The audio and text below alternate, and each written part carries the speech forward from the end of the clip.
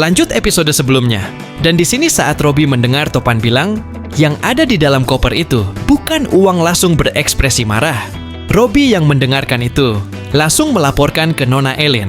Robbie di sini tidak enak dan mau mengembalikan uang yang DJSTF Nona Ellen. Tapi Nona Ellen juga tidak masalah. Nona Ellen yang mendengar kabar itu dari Robbie sangat kaget dan segera pulang.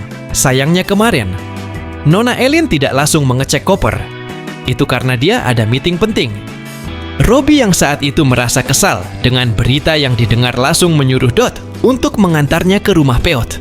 Dan benar saja, Topan sudah tahu misi Robbie. Karena Topan dikasih tahu sama bodyguard Nona Ellen. Bodyguard Nona Ellen tidak semuanya setia kepada dia. Makanya Topan diberitahu kalau dia dalam bahaya. Makanya Topan bisa memindahkan uangnya. Lalu Robbie bertanya kepada Dot, di mana Topan menyimpan uangnya, ucap si Robbie. Tapi Dot tidak tahu apa-apa tentang uang itu. Dot di sini makin curiga pada Robbie karena sikapnya yang berbeda. Sampai di rumah Peot, Robbie langsung menceritakan semua yang dia kerjakan. Di sini Peot dan Kona sangat marah pada Robbie karena dia tega mengkhianati Topan, dan di sini lain Peot sudah tidak sanggup menampung Pak RT di rumahnya. Di sini Robbie tidak tahu mau berbuat apa. Dan singkat cerita, Nona Ellen tiba di rumahnya dan menyuruh bodyguardnya mengambil koper yang dia curi itu. Setelah Nona Ellen membuka koper itu, ternyata isinya adalah surat dari Topan. Topan menyuruh Nona Ellen untuk bertemu di danau dekat goa kemarin. Topan mengajak Nona Ellen untuk bertemu di danau yang sering dia kunjungi bersama Nona Ellen dulu. Alasan Topan ingin menjumpai Nona Ellen agar Nona Ellen mengerti bahwa cinta Topan tidak akan pernah tumbuh, mau bagaimanapun caranya. Topan tidak mau melihat Robbie menjadi budaknya Ellen karena Robbie masih polos. Topan mau memberitahu Ellen bahwa mau bagaimanapun caranya dia tidak akan pernah suka sama Ellen. Jadi stop untuk terus melakukan hal ini karena Robbie tidak tahu apa-apa tentang masalah kita ini. Tapi Ellen sangat sedih di saat itu. Ellen terus berkata, "Tapi aku mencintaimu." Tapi di sisi lain, Topan menganggap Ellen sebagai adik kandungnya sendiri karena dia tidak mempunyai sedikit pun rasa hati di Ellen. Topan lalu menyuruh Ellen untuk bersama Robbie, tidak bersama dia, karena kamu tahu sendiri, Robbie itu juga tampan dan pemberani. Tapi Ellen berkata kepada Topan, "Saya tidak menyukainya." Lalu Topan pun berkata, "Sama aku juga tidak menyukaimu." Mendengarkan hal itu sangat sedih dan memutuskan untuk pulang. Nona Ellen memutuskan untuk melupakan Topan dan membuka hati kepada orang lain. Dan ternyata benar saja, semua bodyguard Nona Ellen tidak semuanya setia, bahkan di sana juga ada yang masih setia sama Topan.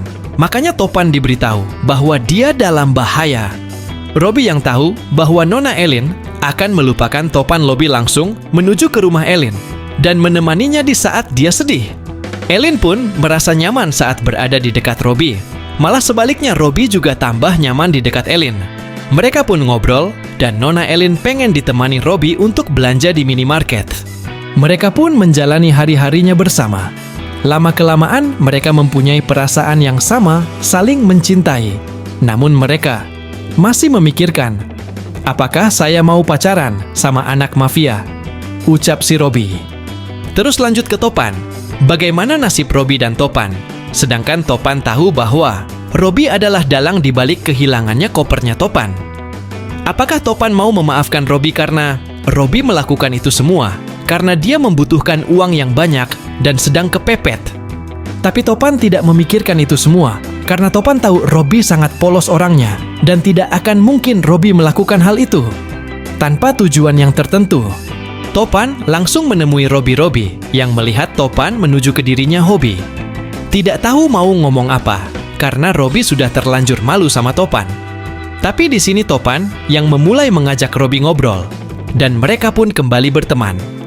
Seperti biasa malah Topan yang menyuruh Robbie untuk bersama Nona Ellen karena mereka berdua sangat cocok.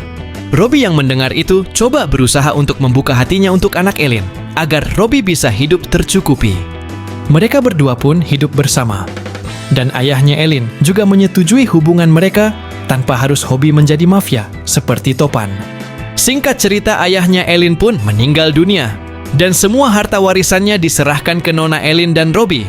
Robbie pun menikmati semua harta yang dikasih Nona Ellen dan mereka pun dikaruniakan anak. Cukup sampai di sini bocoran kali ini. Jangan lupa like, komen, dan subscribe biar tidak ketinggalan bocoran selanjutnya.